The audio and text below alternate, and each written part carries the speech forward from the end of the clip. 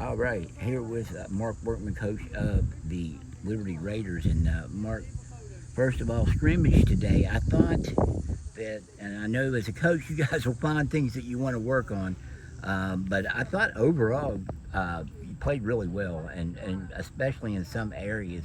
What were your impressions of the scrimmage today? Well, it's like I told my kids here when it was over. Be proud of yourself. We played well. There's some things that we did wrong. There's some mistakes that happened, but we're not going to harp on those. We'll watch film. We'll see those mistakes and we'll get them fixed. But overall, man, I mean, the effort was great. We ran to the football. We had some good hits and some good blocks up front, and running backs and quarterback receivers. They done their job, and overall, I thought it was a pretty good day. Mark, I talked to a couple of your linemen, and the theme that they kept repeating is they got in the weight room and they dedicated themselves to getting better. What's your impression of the line? Now, you've got two, Antonio and Connor, both starters back. What's the line looking like, and how will those two serve as the leaders of that line? Well, Connor's been here. He started. Now, this will be his third year starting. And he's that leader that these guys are going to look to. Antonio is right. He was in the weight room all off season, so he's a really strong kid. And I tell these linemen every day. I make sure that I tell them that we're only going to go as far as y'all take us. So it doesn't matter if it's a run or if it's a pass. They still got to block. They got to keep guys off the running back. They got to create those holes. On a pass situation, hey, we can't let no pressure get back. So it all depends on them. I think that one thing that I really like is a great line can make a mediocre backfield look great, but a bad line can make a great backfield look mediocre. Oh, there ain't no doubt. And I mean, I'll give Independence a shout out. There for 2 years, they had a line that would, when you watch film on them, they would have holes big enough that my 5-year-old could run through. The bad thing with that is they had a kid that won the Kennedy Award in there. It's a good thing for them, but a bad thing for everybody else. You know what I'm saying? So you're right. That was probably one of the best lines. Well, you mentioned that. I mean, did playing that caliber of line, does that kind of convince your linemen, especially the two back, we need to get stronger to compete against guys like that week in, week out? Well, yeah, I mean it does. Nobody likes taking beatings like that. I mean, I'll be honest with you. I mean, they was good. We were struggling, and they just handled us. But like you said, these kids can learn from that, learn to get in the weight room. And I try to tell these kids all the time, as soon as you start seeing that body change and you start developing a little bit more of an aggressive attitude because of your strength, then things start to turn. Are you seeing that? Oh, there ain't no doubt. There ain't no doubt. I sit with mine every day. His buddy Landon Lusk, it's a defensive end for our team. They're in the weight room together a lot. A lot of these other kids is in there, and as soon as they see that body start changing, then a little bit of aggressive attitude starts rolling, and now they become better. Is it especially prevalent on that offensive line and that defensive line? Which, I get the feeling from talking to your guys that line either way is going to be the strong point of this team. They are. I mean, and that's what I've tried to preach since January, since we got in the weight room. You see them being meaner. We've got to be more aggressive. We want to be the most aggressive team on the field on a Friday night. It don't matter who we play. We want to be the most aggressive team, and you get that by being in the weight room.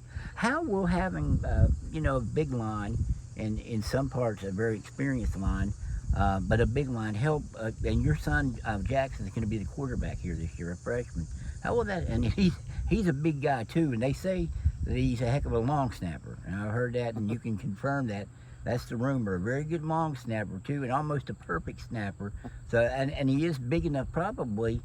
In some places, he probably could be a lineman, but he is an outstanding quarterback as well. How will that help him, having those guys up there, those big bodies that can protect him, and as he gets acclimated to the varsity game? Well, playing quarterback is a lot of confidence, and you got to have a confidence as a quarterback that, hey, I can drop back in this drop back pass, and I ain't going to have no pressure coming to me. And that's what helps a quarterback, is just that confidence, knowing that I'm going to have time to deliver a good ball, and I'm going to be able to hit an open receiver with a good ball.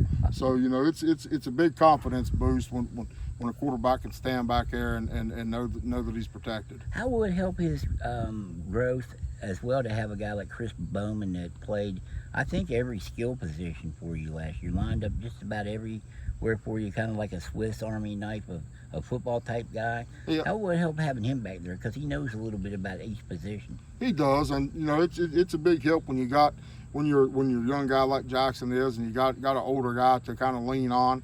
And Chris, you're right. He played, and he'll be that way this year. You'll see him lined up out at receiver, and plus he'll be back in the backfield some as well.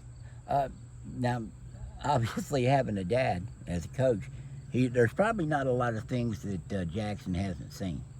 So how excited were you, I guess, to get him, to get him on the high school level? I mean, some guys, it's the toughest thing to coach their sons. Other guys are like, I love having him here, and what was your take on that? Well, I mean, it's itching to get him here. He was here every day anyway when he was in. That's right. He's been here since he's been a year old. I mean, every day he was here. I coached softball, and his mom would bring him up here every day. Once school was over with, we started practicing. He was here.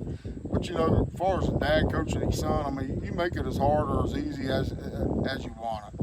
I'm dad when I step off the field, but I'm coach here, and he's handled that.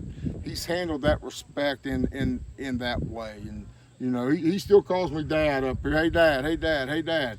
But he knows that when it's time to turn it on for me to be coach, he knows it's that time. So has he ever called you coach?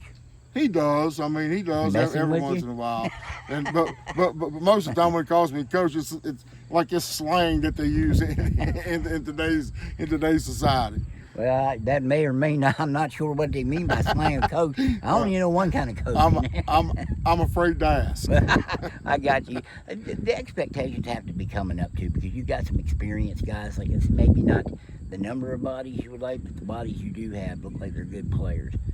What are your expectations for this team now? I mean, especially after one scrimmage. And after we go 2-8 on back-to-back years, and the first year we went 2-8, Dave. I mean, it was, we just wasn't very good. We played a lot of freshmen that wasn't ready. We was forced to play a lot of freshmen.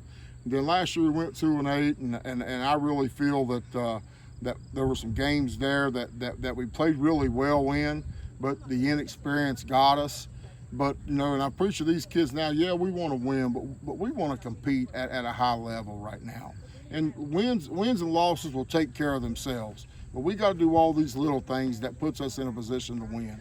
What's your take on all the, for lack of a better word, craziness going on in with the high school classifications, people going up and coming back down and going up? Now, it didn't really affect you guys. You were double A, and you're still double A.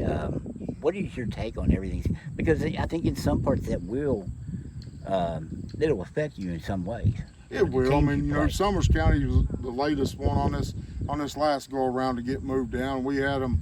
They was a double A, and we put them on the schedule. And I was really trying to get all single A's off, and I didn't make it through because Summers County got moved back down single A. But that's all right. I mean, we'll still get.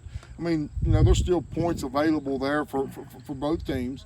My take on it is, man, is just I'm the type. Whatever you tell me we're playing, if you put us in AAA, I may not like it, but I'm going to keep my mouth shut. We're going to coach kids, and we're going to go play AAA football. I mean, I understand the legalities of it, but at the same time, I really wish something would have been done to say, hey, it is what it is right now in this way this year, then we'll revisit this next year. Changing a week to 2 weeks before we start the season, I don't think it's a good look. But like I said before, it is what it is, and we're going to roll with it. I noticed you got a fixator on your leg. It's I'm kind of a professional with that myself, having had one. How's your leg doing? And I think you told us it's coming off next week. It's coming off next Friday, the 23rd. If you've never had one of these, folks, so, it's as bad as it looks. Yeah, but it ain't no fun. You'll be having it off next week. Next Friday. Yeah. You hope to be on the sidelines again? So I should be ready with week 1.